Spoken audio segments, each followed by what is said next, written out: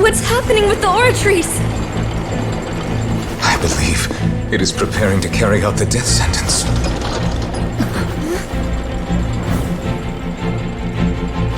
Farina!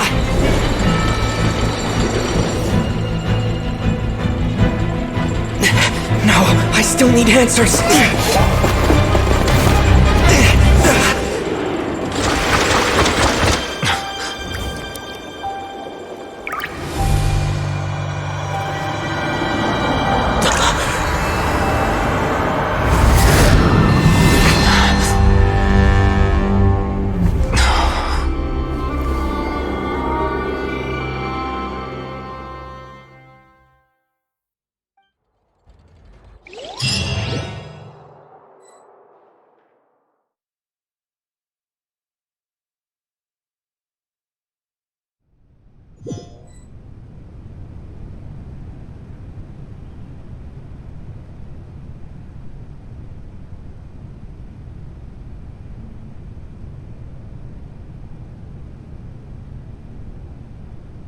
You...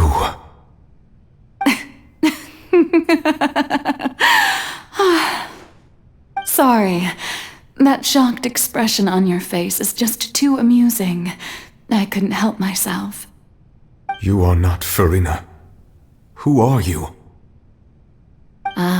The sweet sound of bewilderment. Marvelous. A sure sign that my attempt to deceive everyone was a resounding success. But to answer your question, I am Focalor. You know, the god. Focalor? Why did you deceive us? Oh, that wasn't my goal, of course. Goodness, no. But I had to fool everyone else too, if I was to stand any chance of deceiving the heavenly principles. Deceiving the heavenly principles? It's all because of that pernicious prophecy. Dreadful, wasn't it? Everyone doomed to dissolve. Fontaine condemned to be flooded. One was not amused. In fact, one was positively bemused when that problem was thrust upon me by my dearest predecessor. That's the former Hydro Archon Egeria for the uninitiated. It hardly gets more disastrous than a preordained national catastrophe, now does it? She knew full well that the prophecy would surely come to pass.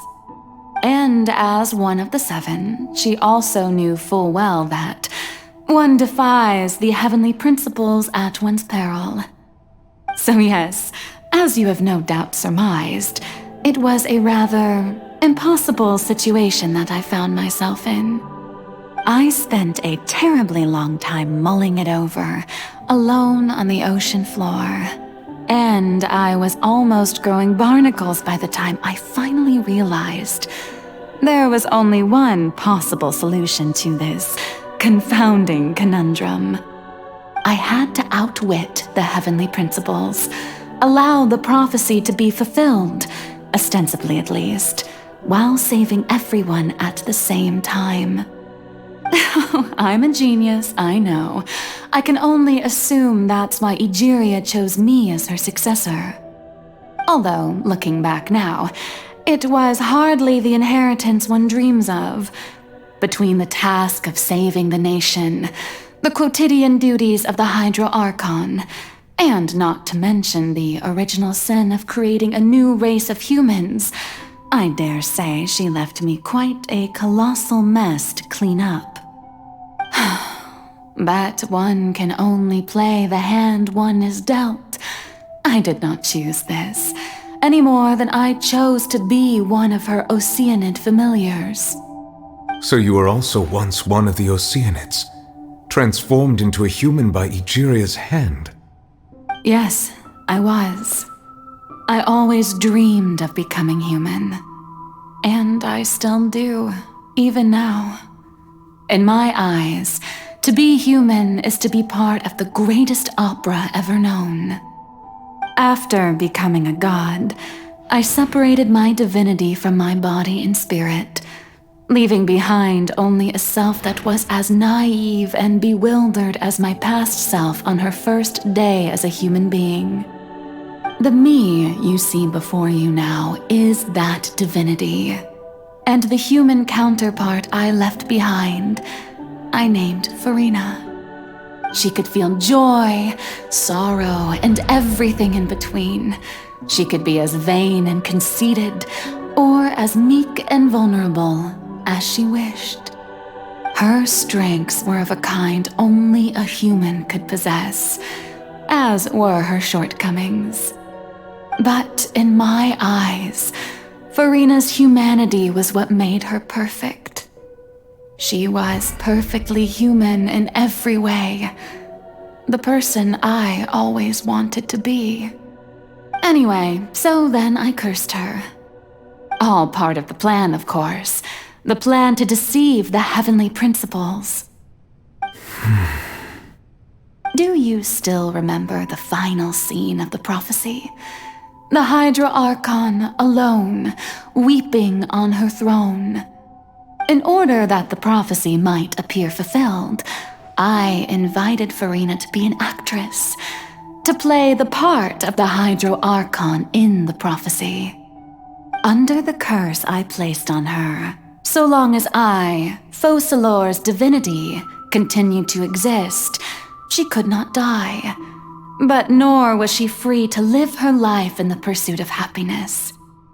Instead, she was forced to take the stage in the opera house, to embrace the role of leading lady, to forever play the part of the god from the prophecy, all to create a deceitful appearance of that prophecy coming to pass. I suppose now you probably understand why your court is called the Opera Epiclese. But Farina is only human, isn't she? Even though she has had a long life, her mind is no stronger than that of any other ordinary human being. I cannot begin to fathom what she has had to endure. It must have been torture for her. It has indeed. And although she is, in a sense, me in human form, I most definitely owe her an apology for it. It's been 500 years. And all along, she's been playing her part in the most unimaginably long, unbearably lonely, and agonizingly painful opera of all time.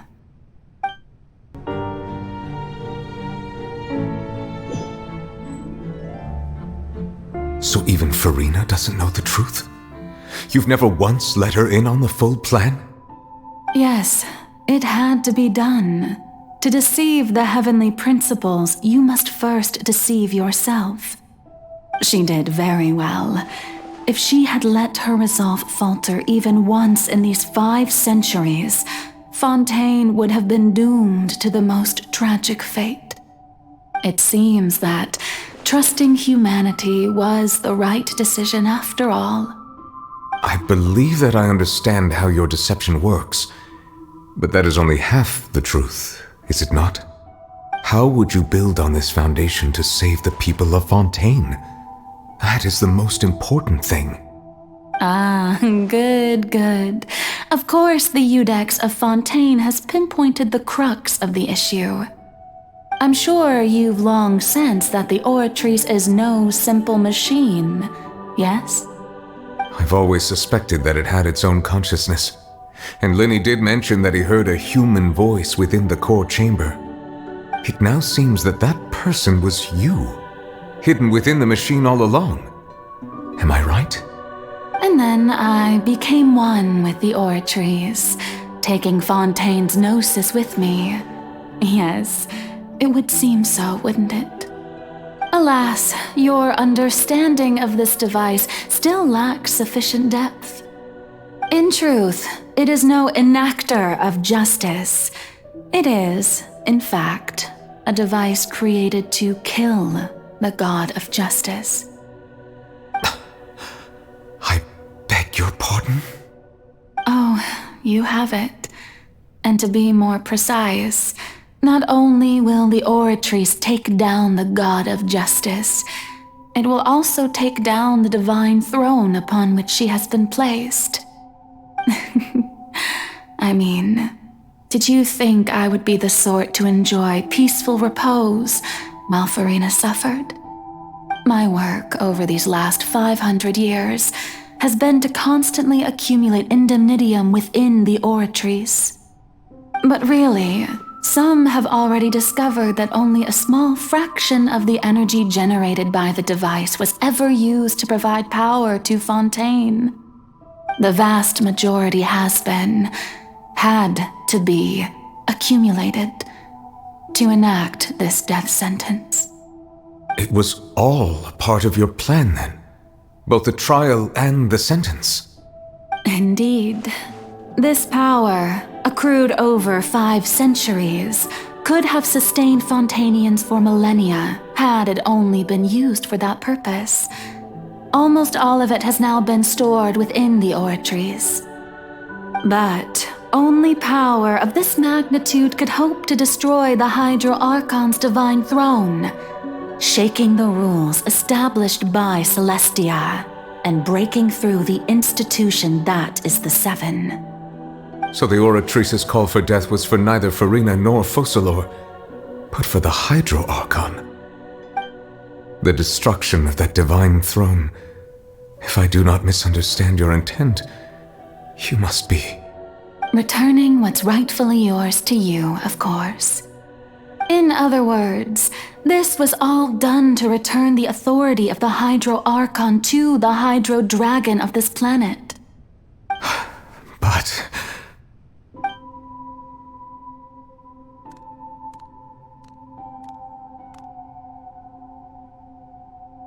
oh, what?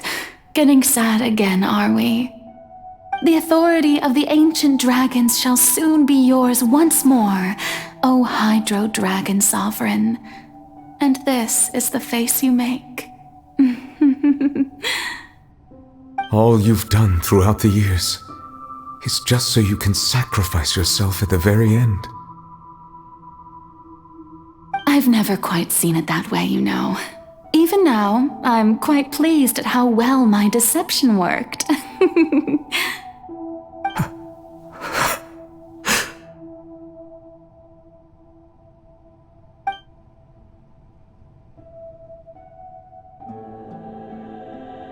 Hydro Dragon, don't cry. I must say, had it been within my rights, I would have loved to judge the heavenly principles themselves. Were they not guilty of essentially the same crime?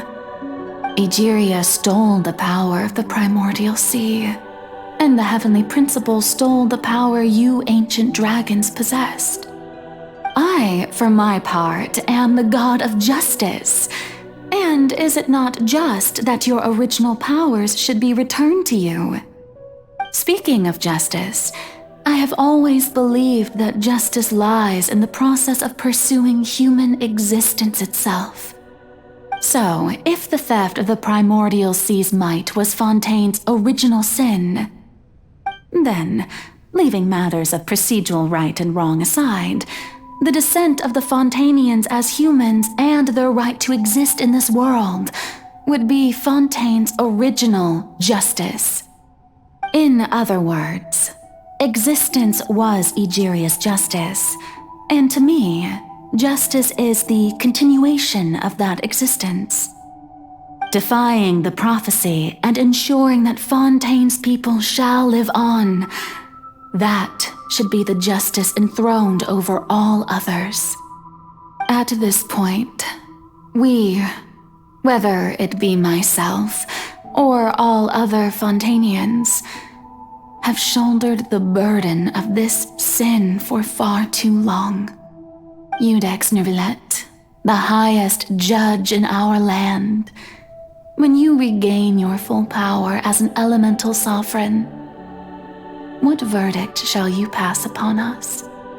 So when I was invited to the court of Fontaine to serve as Iudex, I see now that that was your idea too. At At last, I now understand the true purpose behind this position. In the beginning, I was uninterested in human existence. But these 5 centuries of living alongside them have gradually brought about mutual understanding between us. And I have even attempted to feel as they feel. You are a devious one, Focalor. Things being as they are, surely you know that I could never declare them to be guilty.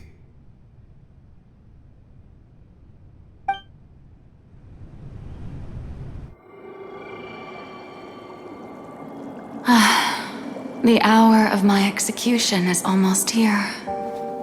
For the sinner, the curtain call has come. I know I may not sound it, but faced with death, I find myself a little afraid. Perhaps this is one thing both gods and humans have in common.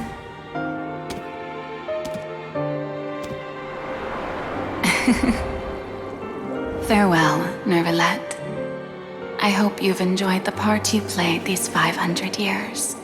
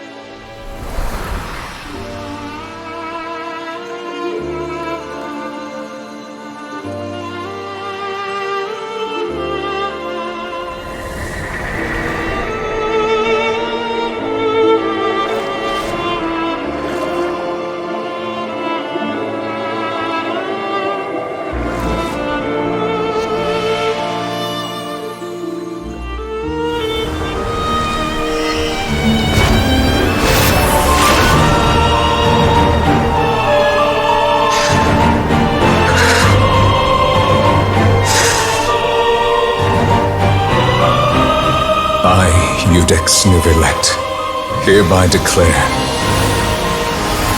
people of Fontaine, your sins are forgiven.